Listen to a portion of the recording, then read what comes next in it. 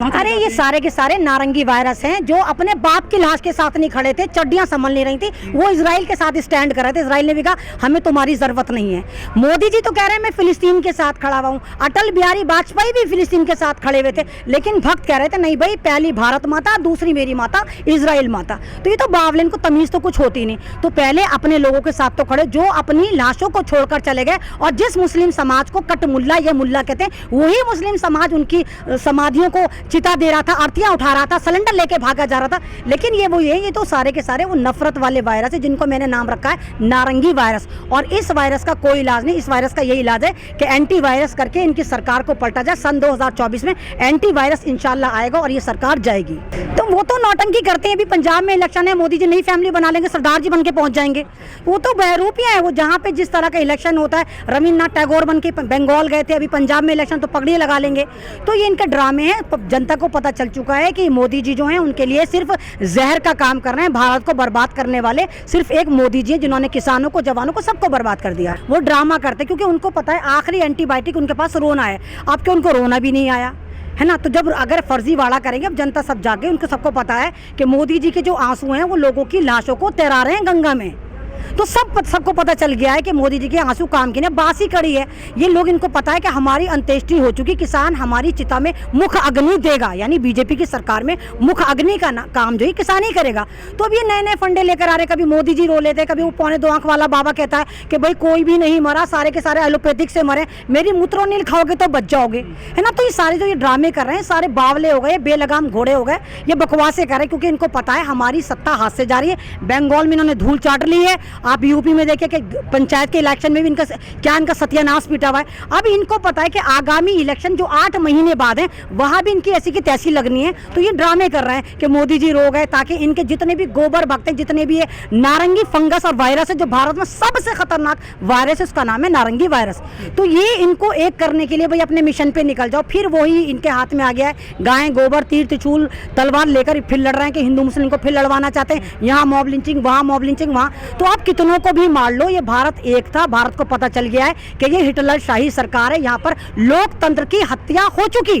तो पब्लिक वही वाला भारत चाहती है जहाँ पर लोग डिजिटल नहीं थे, कबूतरों पे मैसेज भेजते थे, पत्थरों से आग जलाते थे। तो उन्हें सन 2014 से पहले वाला जो हड़प्पा मोहनजोदड़ो का भारत था ना, वही वाला चाहिए था। उन्हें डिजिटल भारत नहीं चाहिए।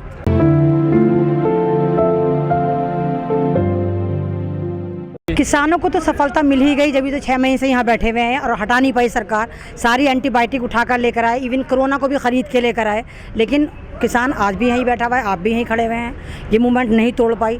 और अभी आप जैसे देखिए स्ट्रीम मीडिया पे चिल्लम चिल्ली चली, 2 किसान कोरोना से मर गए, यानी स्ट्रीम मीडिया को 2 किसान कोरोना से मरे हुए नजर आ गए, लेकिन 400 किसान जो शहीद हुआ उसको तो उन्होंने नहीं बताया। तो ये सारे ड्रामे हैं, और हमें पता है कि जीत हमारे किसानों की होगी, क्योंकि ये रोटी की लड़ाई है। ये हमारी सरकार से टकराव है, वो सीधा रोटी को लेकर है, कोई सत्ता को, जनसत्ता को लेकर नहीं है। तो ये किसान कामयाब होंगे, चाहे बेशक थोड़ा लेट हो, लेकिन जीत किसान की ही होगी। लेकिन रोटी पूरा देश खाता है, लेकिन उस तरह से यहाँ पे लोग नहीं आ रहे, जन आंदोलन नहीं बन पा रहा है। ये नहीं, तो जन आंदोलन बना था भाई। जब आप कोरोना लेकर आ जाएंगे, आप मास्क ना लगाने पे लोगों को जान से मार देंगे, 10-10 हज़ार का चलान करेंगे, लोगों के पास खाने को नहीं है, जॉब नहीं है, तो कौन आएगा, कौन अपने पैसे लुटवाएगा यहाँ पर। लेकिन किसान फिर भी बैठे हुए हैं ना। जब ये लॉकडाउन खत्म हो जाएगा, कोरोना खत्म हो जाएगा, फिर आपको यहाँ लाखों की भीड़ नजर आएगी। लेकिन किसान तो यहाँ बैठा हुआ है। 6 महीने में अगर 2 किसान भी आपको नजर आते हैं तो ये मूवमेंट कामयाब है, या तो फिर भी हजारों हैं अभी भी। 7 साल हो गए हैं मोदी सरकार को। आज 7 साल के दौरान मोदी जी 8 बार रोए हैं सार्वजनिक मंच पर। क्या उनका रोना क्या दिखाता है आपको, मतलब कमजोरी है उनकी? नहीं, परसों तो मैंने सीढ़ी लगा के उनकी आंख में झांक कर देखा, मुझे एक आंसू का ड्रॉप नजर नहीं आया। वो नहीं रोते। मोदी जी जाते हैं समुद्र किनारे, वहाँ पे पॉलिथीन उठा लेते हैं और एक बड़ा सा झोला ले लेते हैं, फोटो खींचते हैं बड़ी तरीके से, उसमें शॉर्ट फिल्म बनाई जाती है।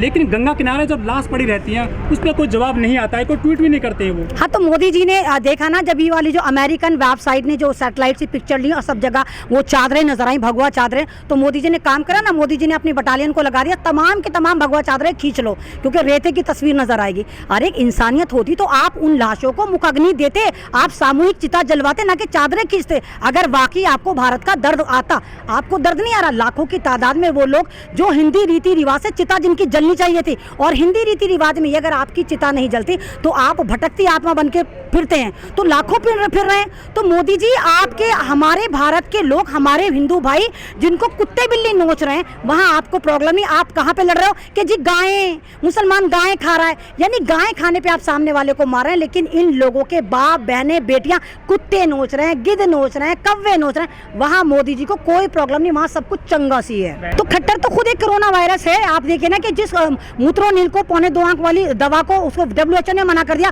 खट्टर वहां फ्री में बांट रहा है।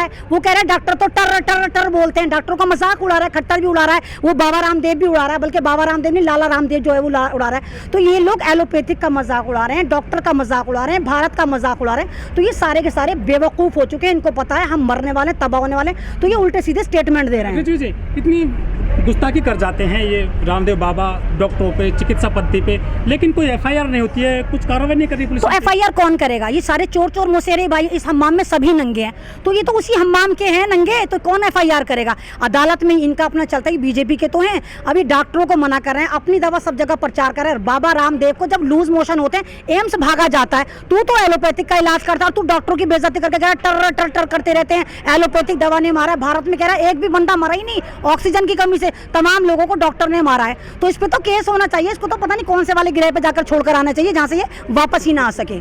पिछले दिन हरियाणा में लाठीचार्ज हुआ किसानों के ऊपर, 350 से ज्यादा FIR हो गई किसानों के बेटों पर, उन पे।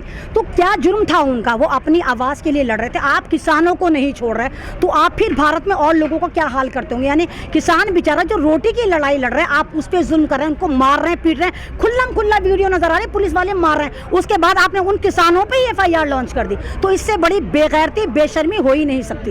ये कंट्रोल करना चाहती है। अगर आप देखें 2 दिन से एक गर्दिश कर रही है न्यूज़ के जी हम ट्विटर को बैन कर रहे हैं, हम फेसबुक को बैन कर रहे हैं, हम इंस्टा को बैन कर रहे हैं, और ट्विटर की जगह ये एक कू ऐप लेकर आ रहे हैं, तमाम गू खाने वाले।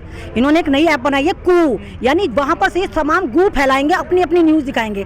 तो ये चाह रहे हैं किसी भी तरह ट्विटर को बैन कर दे। तो अब आप देखिए, अगर ट्विटर के ऑफिस में जा रहे हो, आपने शाम में तो आपने दे दिया उनको अल्टीमेटम दे दिया, एक नोटिस दे दिया, शाम में फिर आप छापा, 2-3 घंटे बाद आप पुलिस लेकर पहुंच गए।